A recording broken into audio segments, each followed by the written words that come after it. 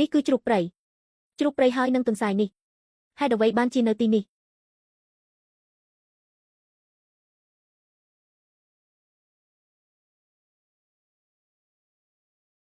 គឺអាម៉ាប់យកមកទីនេះសត្វខ្លានេះពិតជាល្អពិតមែនវាល្អជាមនុស្សផងអាម៉ាប់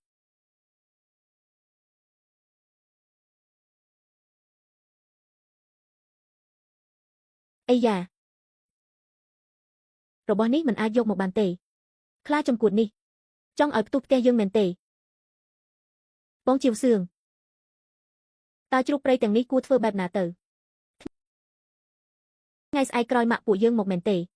ត្រូវពេលពួកយើងយកសាច់ជ្រូកនេះដើម្បីទទួលគាត់ឲ្យគឺមានសំរុំដើម្បីឲ្យម៉ាក់មើលថាកូនប្រសាររបស់គាត់អាចឲ្យកូនគាត់រស់នៅក្នុងជីវិតដែលស្រួលហើយ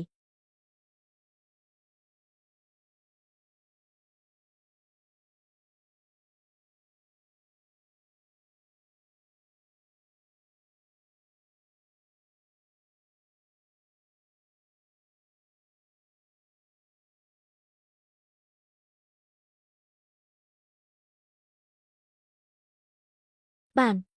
មើលទៅសមត្ថភាពរបស់យើងនៅតែដដែលជើងជ្រូកនេះអាចប្រឡាក់អំបិលហើយចងវានៅខាងក្រៅគ្រឿងក្នុងគឺយកចូលទៅក្នុងព្រៃដើម្បីស្ទូចត្រីចំណែកឆ្អឹងជំនីអាចចំហុយដើម្បីធ្វើជាស៊ុបប៉ាដោយវីនូខ្លាញ់នេះអាចចម្រាញ់ធ្វើជាខ្លាញ់បានដើម្បីធ្វើជានុយត្រីចំណែកនៅសល់ទាំងនេះគឺធ្វើម្ហូបប៉ុន្មានមុខដើម្បីទទួលម្ដាយប្រពន្ធសាច់ជ្រូកឆាជៀននេះជើងជ្រូកចំហុយមួយមុខណាក៏មិនអាចខ្វះបានដែរដល់ហើយម៉ាក់វ៉ាន់ទូនៅទីណាម៉ាក់វិនទូម៉ាក់ធ្វើអ្វីនឹងត្រឡប់ទៅផ្ទះជាមួយម៉ាក់បានថ្ងៃទៀតទៅភូមិឃុំដើម្បីឡាយលះទៅរស់នៅជាមួយមនុស្សប្រភេទនេះតែរស់នៅបានអ្វីទៅពួកយើងទៅម៉ាក់កូនមិនទៅទេកូនទុនចិត្តហើយមែនទេក្មេងចង្កួតមួយនេះយករបស់ទាំងអស់ទៅឲ្យស្រីផ្សេងទៅហើយកូននៅចង់រស់ជាមួយនឹងគេទៀតមែនទេម៉ាក់ស្ដាប់កូនបញ្យល់សិនម៉ាក់កុំហៅយើងថាម៉ាក់ប្រសិនបើហៅម៉ាក់ទៀតយើងនឹងវាយឯងមិនខានទេយើងគ្មានកូនប្រសារដែលគ្មានបានការអ្វីដូចជាឯងទេឲ្យកូនស្រីយើងរៀបការជាមួយឯងពិតជាពិការភ្នែកហើយយើងនេះបានអ្នកមីងតើកូនអាចហៅអ្នកមីងបានទេហៅមីងក៏គ្មានបានការដែរថ្ងៃនេះយើងត្រូវតែនាំប៉ុនទូត្រឡប់ទៅវិញឯងមើលកូនស្រីយើងឲ្យមកឯងមកធ្វើឲ្យនាងស្គមខ្លាំងបែបនេះនៅផ្ទះនោះប្រសិនបើមិនអាចញ៉ាំក៏អាចញ៉ាំម្សៅបានដែរមិនបាច់ការអ្វីទៀតទេម៉ាក់ធ្វើដំណើរវែងឆ្ងាយមិនងាយស្រួលនោះទេសំណាងដែលម្សិលមិញកូនឡើងទៅលើលោកភ្នំប្រមាញ់បានសត្វជ្រូកព្រៃមកពួកយើងញ៉ាំបណ្ដានិយាយគ្នាបណ្ដាទៅថ្ងៃបោកប្រាស់អ្នកណាទៅគ្រាន់តែមនុស្សដូចឯងរាងកាយដោះស្គមស្កាំងនេះបែរជាចង់ប្រមាញ់ជ្រូកព្រៃហេតុអ្វីឯងមិននិយាយថាប្រមាញ់សត្វខ្លាតែម្ដងឃើញហើយនៅមនុស្សប្រុសម្នាក់នេះតែនិយាយកុហកតើកូនរស់នៅជាមួយនឹងគេធ្វើអ្វីទៅជាមួយម៉ាក់បងជាវសឿងពិតជានិយាយការពិតតើប្រសិនបើមិនជឿទេម៉ាក់មើលទៅនេះ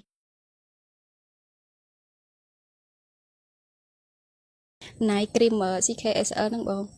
លាបយប់ហ្នឹងល្អប្រើលាបទៅចូលមុខអស់ហើយមុខឡើងលលោងអត់មានស្អិតប្រតិបត្តិជាប់ខ្នើយជាប់អីពេលយើងគេងយប់អញ្ចឹងណាល្អមែនបងល្អពិតមុខខ្ញុំលាបបាន3យប់មានអារម្មណ៍ថាមុខសាច់មុខឡើងទន់ល្អលលោងមុខខ្ញុំស្ងួតហើយមានអាចរុយទៀតលាបផលិតផលអីក៏មិនឃើញផលដែរដល់ពេលខ្ញុំមកប្រើណៃគ្រីម CKSL ហ្នឹងមានអារម្មណ៍ថាសប្បាយចិត្តណាស់បងពួកអីអាចរុយទូចឥឡូវខ្ញុំលាបបានមួយអាទិត្យហើយព្រៀងហើយបងសឹងតែមើលមិនឃើញសប្បាយចិត្តណាស់បងបានប្រើបាត់អញ្ចឹងស្រឡាញ់ណៃគ្រីម CKSL ណារូបខ្ញុំពេលខ្ញុំសម្រាប់កូនហើយអត់ទាន់ប្រើឈុតមុខ KCSL បងឡើងស្ងួតអាចរុយ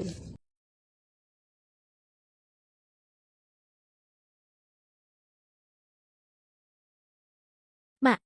ក្រែងម៉ាក់និយាយថាការមុនកូនគ្មានបានការមែនទេម៉ាក់ក៏មិនដែលបានញ៉ាំសាច់ជ្រូកព្រៃដែរម៉ាក់ហើយនឹងវិនទូចូលទៅក្នុងនិយាយគ្នាបន្តិចទៅកូនទៅចំអិនម្ហូបបន្តិចយប់នេះពួកយើងនឹងញ៉ាំអាហារជាមួយគ្នាដោយសប្បាយរីករាយណាស់ឲ្យឱកាសឯងម្ដងចុះ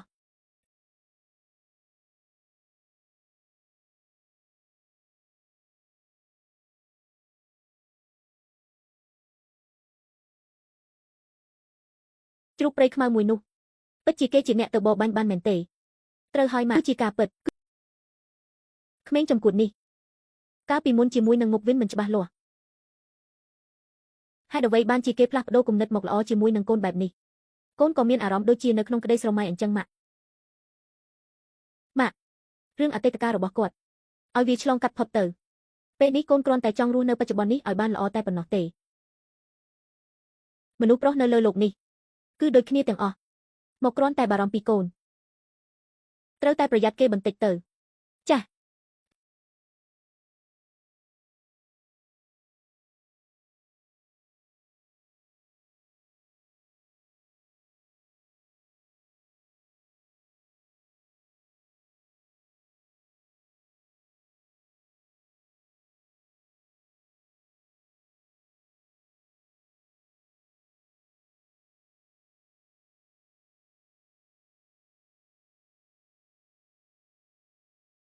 ក្លិននេះពិតជាឈ្ងុយខ្លាំងណាស់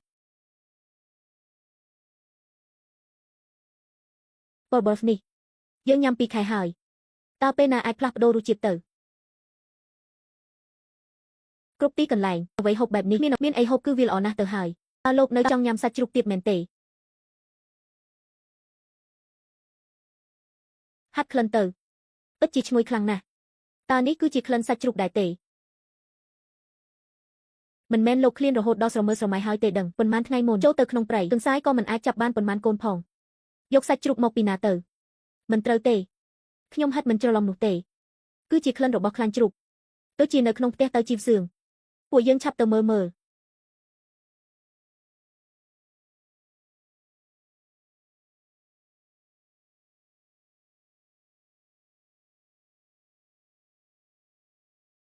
ឈ្ងុយខ្លាំងណាស់លោកមើលទៅនោះគឺជាសាច់ពិតមែនសាច់ច្រើនខ្លាំងណាស់ប្រសិនបើអាចឲ្យខ្ញុំញ៉ាំមួយម៉ាត់ខ្ញុំអាចឲ្យដេកឃ្លីមួយកន្លែងពេលណាទើបយើងអាចញ៉ាំសាច់ដែលច្រើនបែបនេះទៅណាស់ហើយចុះប៉ុន្មានថ្ងៃមុនយើងឡើងទៅលើភ្នំប៉ុន្មានថ្ងៃទើបប្រមាញ់បានមាន់ព្រៃហើយនឹងទន្សាយហេតុអ្វីនឹងដាវេនយើងញ៉ាំរបស់នេះទៅមិនបានទេខ្ញុំមិនអាចទ្រាំបានទៀតទេបើធ្វើជាគោក្របីឲ្យតើជីវសឿងខ្ញុំក៏ត្រូវតែញ៉ាំសាច់នេះឲ្យបានដែរជីវសឿងចាំខ្ញុំផងលោកពូអ្នកមីង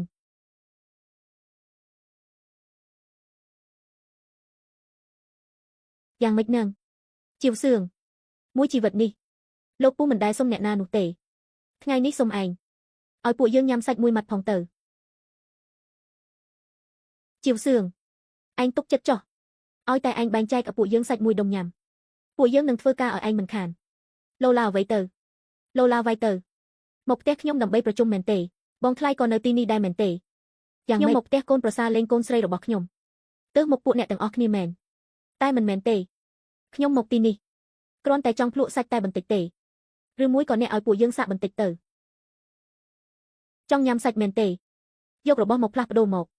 ស្ករ4 គីឡូដូរបានសាច់1 គីឡូម្សៅ5 គីឡូដូរបានសាច់1 គីឡូដូរឬមួយក៏អត់តាមចិត្តបើមិនដូរទេចេញទៅបានពួកយើងនឹងទៅយករបស់ភ្លាមទៅពួកយើងទៅយករបស់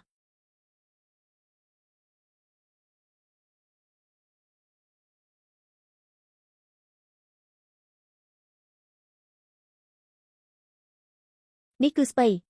បោះខ្ញុំទុកនៅទីនោះហើយកុំប្រញាប់ម្ដងម្នាក់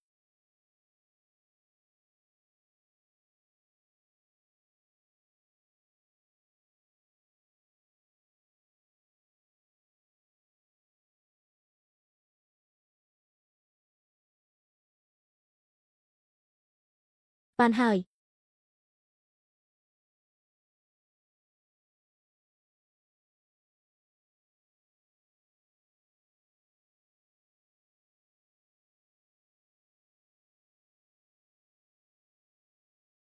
មុខមុនខ្ទុះមុនកម្មមុនកាប់មុនសាច់ចាមុខជាប់អាចរយជាប់ច្រើនឆ្នាំចាមុខមុនខ្មោលស៊ីបងប្អូនអរគ្នាចាជាពិសេសមុខបងប្អូនណាដែលគាត់បើថាជាប់ខ្ទមចូលក្នុងសាច់ហើយវាកជាអាចរយហ្នឹងណាចាម្ល៉េះបងប្អូនមិនណាចាប្រើមួយ CKS របស់យើងចាប់ទៅនេះបាត់ 100% ប្រើតែ2ថ្ងៃឯងប្រើមិនត្រូវដល់លុយជូនវិញបងប្អូនណាតែនេះបងប្អូនមកមើល feedback គាត់មានលេងចិត្តថាអូយបងហើយបងអានេះបងស្រីរបស់ខ្ញុំមួយនេះបងអើនេះនៅពេលដែលគាត់ព្យាយាមអំណាត់អត់ធន់ប្រើបងប្អូនមុខគាត់របៀបថាខេងក៏ខំក៏ខាងហើយរបៀបថាវាខ្លាំងខ្លាំងបងប្អូនណាអូយបងហើយគាត់ប្រើចេះអានេះមុខគាត់របៀបថាគាត់ឲ្យ feedback យកអត់ឲ្យមកឈុតទេតែរត់សប្តាហ៍ថ្ងៃនេះគាត់ប្រើមក4 5 6ឈុតដែរចេះចានេះខ្ញុំសុំគាត់ថតជាមួយបងហើយមុខល្អលងប្រដល់ប្រមាត់បកអញ្ចឹង